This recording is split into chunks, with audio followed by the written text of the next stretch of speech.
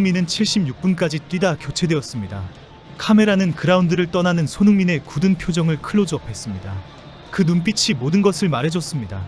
오늘 영상에서는 이 경기가 왜 LAFC에게 단순한 무승부가 아닌 위기 신호인지, 맷 웰스 감독의 손흥민 봉쇄 전술이 왜 놀라웠는지, 그리고 앞으로 LAFC가 무엇을 해야 하는지를 날카롭게 분석해드리겠습니다. 전반전 내용은 가히 충격적이었습니다. 콜로라도 래피즈가 무려 78%의 점유율로 LAFC를 압도했습니다. 서부 파리 팀이 그것도 원정으로 와서 홈팀을 이렇게 지배하는 장면은 쉽게 보기 힘든 광경입니다. 더욱 충격적인 것은 LAFC의 유효 슈팅이 전반전 0이었다는 사실입니다. 슈팅 자체가 없었습니다. 공격 시 LAFC는 사이사처럼 보이는 포메이션을 가동했습니다만, 문제는 부안가와 손흥민이 같은 공간을 점유하며 서로의 움직임을 봉쇄했다는 점입니다. 측면 공격도 없었고 수직적인 위협도 없었습니다. 콜로라도 수비진 입장에서는 너무 수비하기가 쉬웠다는 말이 나올 법한 전반전이었습니다. 그나마 LAFC를 살린 것은 단 한 사람, 위고 요리스 골키퍼였습니다. 요리스의 연속 선방이 없었다면 전반전에 이미 실점이 나왔을 것입니다. 팬들은 이미 전반전부터 외쳤습니다. 요리스가 지금 우리를 살려주고 있다. 이것이 현재 LAFC의 민낯입니다. 오늘 경기가 특별했던 이유가 하나 더 있습니다. 바로 맷 웰스 감독과 손흥민의 인연입니다. 웰스 감독은 토트넘 호스퍼 유수 출신으로 부상으로 20세에 은퇴한 뒤 지도자 길을 걸었습니다. 풀럼, 본머스, 클리프 브리어를 거쳐 2023년 토트넘으로 돌아와 엔지 포스테코글루 체제에서 수석 코치를 역임했습니다. 바로 그 기간 동안 손흥민과 함께했습니다. 이 둘은 단순한 감독과 선수가 아닙니다. 웰스 감독은 콜로라도 부임 당시 공개적으로 밝혔습니다. 손흥민과 매우 가깝게 지낸다. 부임 과정에서 그와 많은 대화를 나눴고, 손흥민이 MLS의 환경과 리그 수준에 대해 긍정적인 이야기만 해줬다. 경기를 앞두고 진행된 기자회견에서 웰스 감독은 손흥민에 대해 이렇게 말했습니다. 이번 주에 손흥민과 짧게 통화했습니다. 아주 좋은 관계입니다. 축구 선수로서도 대단하지만 인간적으로 더 멋진 사람입니다. 모든 것을 이룬 선수임에도 겸손한 태도는 젊은 선수들에게 완벽한 귀감이 됩니다. 그러면서 덧붙였습니다. 그를 막는 건 쉽지 않겠지만 우리는 계획이 있습니다. 그가 1대1 상황에서 어떻게 움직일지 잘 알지만 메시 때도 알면서 막기 힘들었듯이 아는 것과 막는 건 별개입니다. 이것이 핵심이었습니다. 웰스는 손흥민을 누구보다 잘 알고 있었습니다. 그리고 그 알미 오늘 경기를 지배했습니다. 웰스 감독은 경기 전 언론 인터뷰에서 LAFC에 대한 냉철한 분석도 내놓았습니다.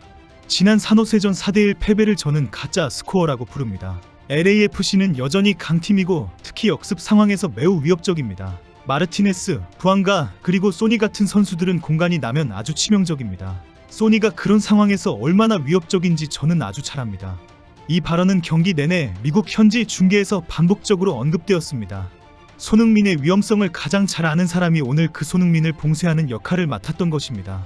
전반전의 충격과 달리 후반전은 LAFC가 달라졌습니다. 샤펠버그의 강슈팅 몇 차례가 터졌고, 데이비드 마르티네스와 스티브 유스타키오가 교체 투입되면서 중원의 활력이 되살아났습니다. 초이니에르가 크로스바를 마치는 아찔한 장면도 나왔고, 부안가의 추가 슈팅이 포스트를 스치기도 했습니다. 홈팬들의 함성이 다시 살아났습니다. 분명히 LAFC는 후반전 들어 경기 흐름을 되찾았습니다. 하지만 골이 터지지 않았습니다. 잭 스테펜 골키퍼의 선방도 있었고, 결정적인 찬스에서 마지막 마무리가 빗나갔습니다. 반드시 이겨야 했던 경기에서 골이 나오지 않으면서 결국 0대0 무승부로 경기는 종료되었습니다. 76분, 손흥민이 교체되어 벤치로 향했습니다. 전방에서 끊임없이 움직이며 동료들을 위해 공간을 만들었지만 골은 나오지 않았습니다. 8경기 연속 리그 무득점. 카메라는 손흥민의 표정을 잡았습니다. 아쉬움과 답답함이 교차하는 눈빛이었습니다. 반드시 이겨야 하는 경기에서 뼈를 갈아 넣으며 뛰었는데 결과는 무승부.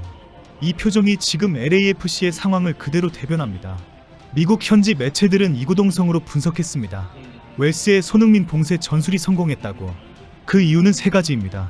첫째, 웰스는 손흥민의 동선을 예측했습니다. 토트넘 수석 코치 시절 웰스는 손흥민과 매일 훈련장에서 함께했습니다.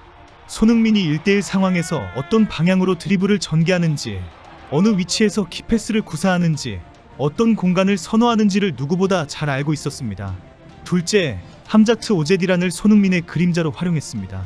랭스 출신의 이 수비형 미드필더는 손흥민이 공을 받으려 할 때마다 먼저 공간을 차단하며 키패스 경로를 막았습니다. 셋째, 웰스는 LAFC의 구조적 약점을 정확히 간파했습니다. 손흥민의 키패스로 모든 득점이 만들어지는 팀이라는 취약점을 알았기 때문에 손흥민에게 공이 오기 전 단계에서부터 압박을 가하는 전방위 봉쇄를 펼쳤습니다. 결과적으로 손흥민은 오늘 자신의 플레이를 충분히 펼치지 못했고, 따라서 LAFC의 공격 자체가 작동하지 않은 것입니다. 단순히 승점 한 점을 추가했으니 괜찮다고 생각하면 안 됩니다. 이 무승부는 LAFC에게 복합적인 악재입니다. 현재 LAFC의 승점은 17점입니다. 서부 1위 밴쿠버와 공동 1위 산호세는 승점 21점. 격차가 4점으로 줄어들긴 했지만 이번 주만 해도 두 팀이 경기를 치르기 때문에 격차는 다시 벌어질 수 있습니다. 더욱 심각한 것은 분위기입니다. 개막 6경기 무패, 파워 랭킹 1위를 달리던 팀이 이제 4경기 연속 무승입니다. 그리고 가장 중요한 문제, 오늘 손흥민은 76분을 뛰었습니다. 사흘 전 산호세전에서 90분 풀타임을 뛴 손흥민이 또다시 76분을 소화했습니다. 멕시코 고지대 원정, 산호세 홈경기, 그리고 오늘 콜로라도 경기에 손흥민의 체력 소진은 이미 임계점에 달했습니다. 그런데 일정은 더욱 가혹합니다. 오는 26일 미네소타 유나이티드 원정이 기다립니다. 그리고 불과 사흘 후인 29일에는 콘카카프 챔피언스컵 준결승 1차전 툴루카와의 경기가 비에모 스타디움에서 열립니다. 결국 핵심은 이것입니다. 손흥민 한 명에게 팀 전체가 의존하는 이 구조 자체가 문제입니다. 미국 현지 전문가들이 지적한 대로 상대 팀들은 이미 LAFC의 약점을 간파하고 있습니다. 손흥민을 봉쇄하면 LAFC는 무너진다. 이것은 이제 리그 전체가 아는 사실이 되었습니다. 오늘 맷 웰스가 완벽하게 증명했습니다. LAFC가 툴루카 준결승에서 그리고 MLS 플레이오프 경쟁에서 살아남으려면 손흥민에 대한 의존도를 줄이는 전술적 해법을 반드시 마련해야 합니다. 손흥민은 오늘 76분 동안 뼈를 갈아 넣었습니다. 공간을 만들었고 동료를 살렸고 한 번도 쉬지 않고 움직였습니다. 그러나 골은 없었습니다. 리그 9경기 연속 무득점, 그리고 팀은 무승부에 그쳤습니다. 이 장면이 지금 LAFC의 현실입니다. 반드시 이겨야 하는 경기에서 이기지 못했고, 뼈를 갈아 넣은 에이스는 체력이 고갈되었으며 일주일 안에 3경기가 기다리고 있습니다. 맷 웰스 감독의 손흥민 봉쇄는 성공했습니다. 앞으로 일주일 LAFC는 시즌의 방향을 결정할 가장 중요한 순간을 맞이하게 됩니다. 여러분은 어떻게 전망하십니까? 댓글로 의견을 남겨주시기 바랍니다. 좋아요와 구독은 저희 채널에 큰 힘이 됩니다.